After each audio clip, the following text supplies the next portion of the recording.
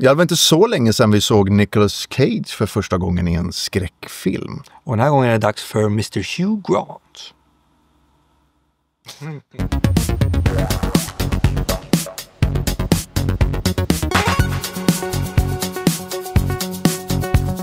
Heretic är skriven och regisserad av Scott Beck och Brian Woods. I rollerna ser vi Hugh Grant, Sophie Thatcher och Chloe East. 2 unga religiösa kvinnor försöker omvända en man som visar sig vara en riktigt kuslig typ.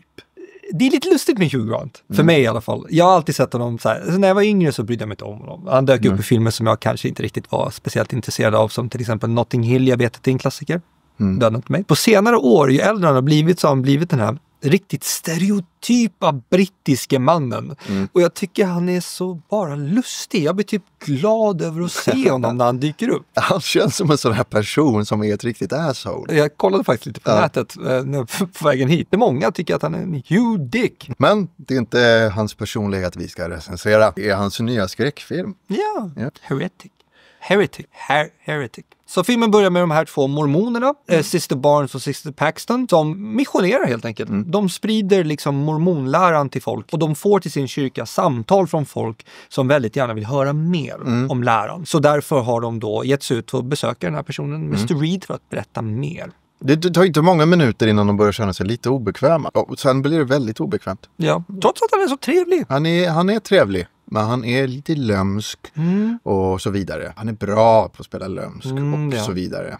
En sak jag kan säga direkt här och nu från början, det är att om du är en man som kollar på den här filmen, då kommer du ha en annorlunda upplevelse än om du är kvinna. För jag kollar på den här filmen med min sambo. Det gäller samma sak med true crime faktiskt. True crime är ju någonting som min sambo, när hon berättar om varför hon är intresserad av det är att hon försätter sig själv i offrets situation. Jag som man gör inte det när jag tittar på true crime. Och i den här filmen så gjorde jag inte det heller. Jag satte mig inte i deras situation. Men min sambo sa, jag har ångest. Jag håller på att få panik. Det är ingen rolig situation för en ung kvinna att vara i. Men med det sagt så kanske att man får en bättre upplevelse av filmen som kvinna.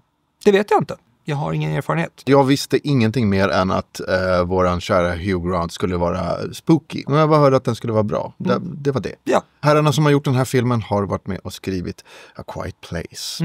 Så de har liksom, de kan bra saker, men de har gjort andra saker också som inte är lika bra. Men här tycker jag de har lyckats med något. Utan att gå in för mycket för liksom detaljerna. Ni har ju själva, tjejerna är ju liksom från mormonkyrkan. Det kommer ta en teologisk sväng. Ja. Om man säger så. Heretic eller hur man nu uttalar det. Det betyder ju kättare. Och det är ju egentligen någon som har valt en annan väg än den etablerade liksom religiösa läran. Jag var väldigt underhållen.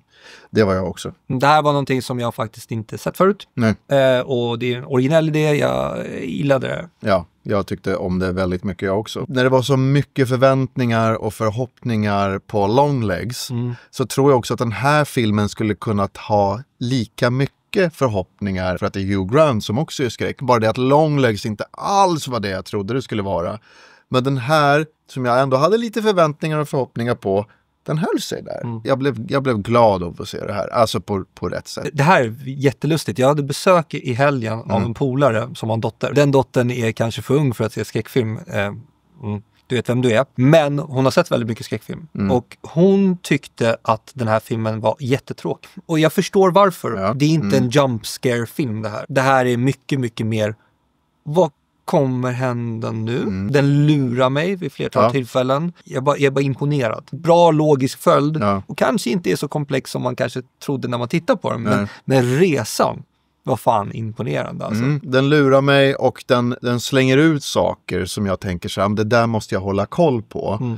Men som jag glömmer bort. För vanligtvis kan det bli så här, nu har jag sett en etablering. Nu vet jag att den kommer tillbaka. Exakt. Och det här var så här, nej men de har glömt. Varför var det där? Men vänta ett tag. Men sen bara, blev hypnotiserad in i filmen igen. Och sen så dök det upp saker igen från förr. Saker han har sagt. Han själv etablerar olika saker. Men det är snyggt skrivet.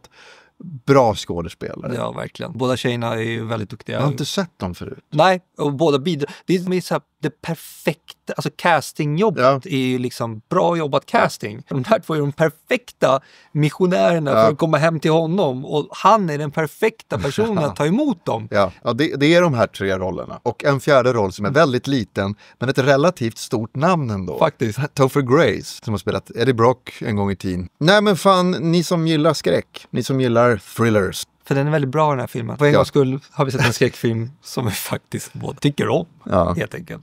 Och som vi säger, det är alltid kul att se Hugh Grant så att vi håller ögonen öppna för nästa gång han dyker upp och gör oss glada. Ja. Medan vi väntar på det så får ni väldigt gärna trycka på prenumerera på vår kanal. Och tack för att ni tittade. Vi ser fram emot att snacka mer film med er framöver. Han har sommarställe i Sverige tror jag. Ja.